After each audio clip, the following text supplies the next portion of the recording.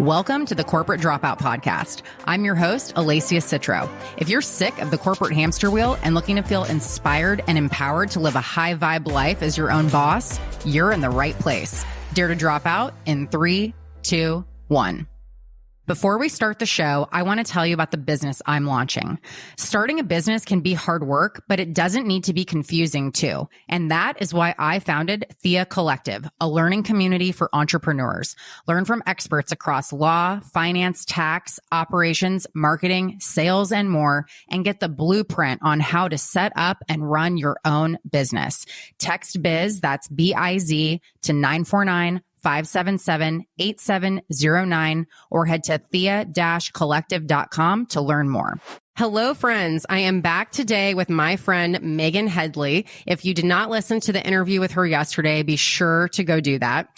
Meghan is an entrepreneur, artist, and healer. She is a multi-passionate creative living in her dream Adobe home on a high desert horse rescue ranch in New Mexico. She is a professional artist showing work mostly in Los Angeles, Oregon, and New Mexico. She is a face reader and Chinese medicine-informed life and business coach, a craniosacral therapist with a practice in Santa Fe, an online sales aficionada, a network marketing mentor, a future Chinese medicine doc, an ex-college professor, and the owner of Red Earth Wellness Way. A true wearer of many hats and a lover of entrepreneurship. And Meghan is back on the show today with a short business tip on why you should honor the season that you are in your life and your business. So with that, Meghan, you have the floor. Thanks for coming back. Thank you so much. And yes, so today we are going to talk about honoring the season that you're in. And as you can see, I do wear many hats, and that can be challenging. And sometimes, it can feel like you should take a break from one or a pause from one, which is honor. This is part of it, is to honor that. There's two parts. One part is to understand that it's okay to be all the things. And sometimes you may get a lesson from the world or from your childhood or online or offline, anywhere that says, no, you need to choose one thing. But if it is what lights you up, then it is the path for you to walk. And I remember a person observing one time that I was doing too many things. And it's right after I'd accepted another sales job on top of a few other things. But I was so excited by each piece of what I was doing. And really the part I had to work on was balancing, because I am a little flowy with my life, and getting good structures in place is a harder thing for me. But when I get that piece in place, I can truly flow into all of it. But I remember a coach of mine said, don't worry about what that person said. If everything you're doing is making you excited, then it's something you can do. I already said that, but it's something I have to repeat to myself, because those messages can get to me sometimes, like, uh-oh, I'm going to have a breakdown, or uh-oh, I can't do it all. But when I think about how much each thing gives me joy, it's like, no, I'm going to keep doing each thing. Now, on that note, honoring the season you're in is important. So just a couple days ago, I had written a post about how I'm a painter, probably first and foremost, but I had written about how I hadn't touched paint, haven't made a painting truly since August. And that has been feeling a little weird, because usually it's a part of my daily practice. It's a part of something that grounds me and helps me flow. But it's been a season of lots of clients, lots of meetings, lots of sales calls, and I've loved it. I've really loved it. And there's a little birdie in there that makes me feel a bit guilty to not be in my studio, or I walk past my studio and I feel like, so sorry, studio. It's just I'm not doing it right now. And so accepting that is what I'm here to talk about, is just truly embracing that it's okay to take these pauses. And especially if it's a creative thing, sometimes you just really need that. You really need that pause to replenish and refuel. And you, especially if you're an entrepreneur, are designing your life. So it's ultimately up to you with the awareness. And this is another little side note I'll say, because I've invested in a few different mentors and coaches. I have one mentor that's very much about doing one thing and focusing on that. And I don't fully resonate with that, but there's so much that I gain from working with him that it doesn't matter. Like, I continue, and I completely still value his perspective on so many other aspects of my life.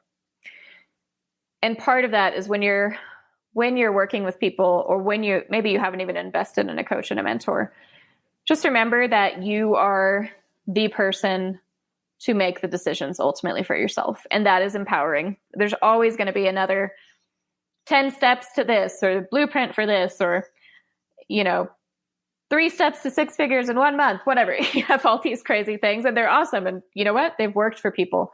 But I think the biggest reminder is to just go with the way that works for you, while taking in advice from people that you respect and admire, but knowing that it's going to be your path, I think, is the biggest message that I want to share. No, I think all of that is great.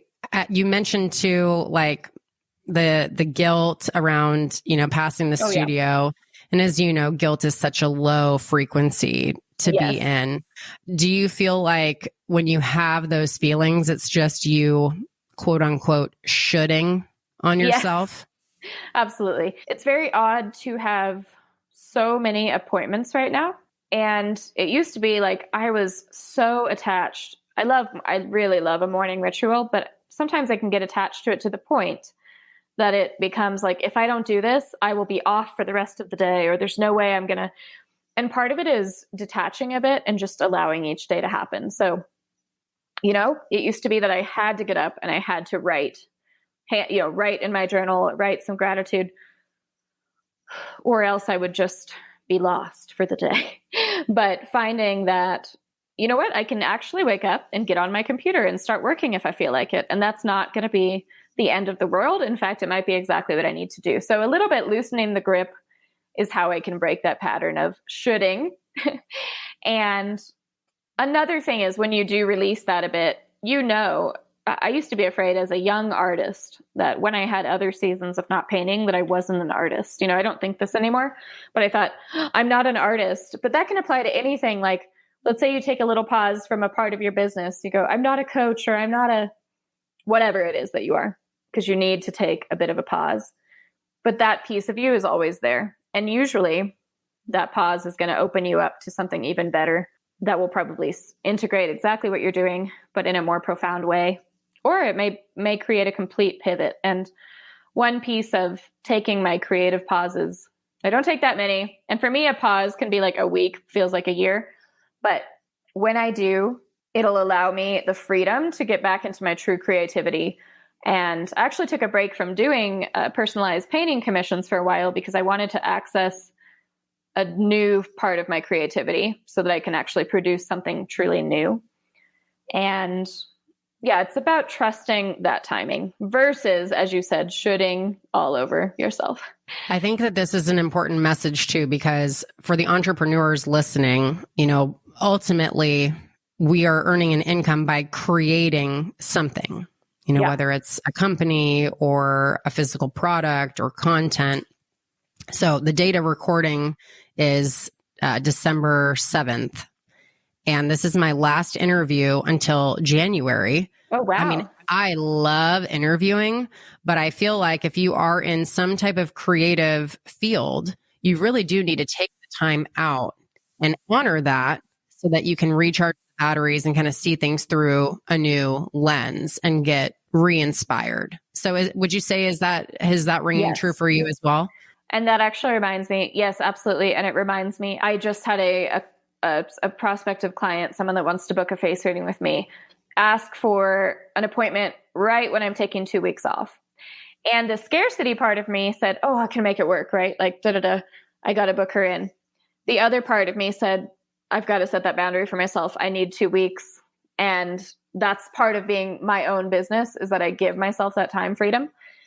And I trust in it, and so I'll just send her the link for January. It's no big deal. But sometimes as a business owner, you can try to make every little thing fit in. So it's also a bit about saying no. And just like you said, like taking those rests for inspiration. I think so often as entrepreneurs, we can just start creating another 9-to-5 job for ourselves without realizing it. Or more hours than that. Or more. Yeah, exactly. Like 8 to midnight. Yep. But when you can remember that you're probably doing this to have true freedom, you can have, like I said, a little bit less of that scarcity energy and more like when I honor myself first, everything else flows. Yes. And it doesn't mean that you don't have seasons of like working super hard because you're just on it every moment. But that health and that mental health, physical health, giving yourself what you really, really want is only going to refill your cup in such a more profound way. Yeah, I love everything you're saying. So for those of you listening who feel like you need to call like a TO on whatever it is that you're doing, Yeah. it's okay. Honor it. And what I'm hearing from you overwhelmingly, Meg, is like listening to your intuition and like what feels good in your body and in your gut, and trusting that that is taking you on the correct path. And that gave me one more thing I'm so glad you mentioned, because yes, I'm all about intuition, and this could be a whole nother conversation, but I'll just touch on it briefly, is the masculine and feminine energies that we have. We all have them both. And that is, and everything in between. So it's not like man, woman, it's just masculine, feminine. We've got the different energies, and there's going to be a season where you implement both. Sometimes it's like super structured, or maybe a day where you implement all of it. Really structured moment and then flow.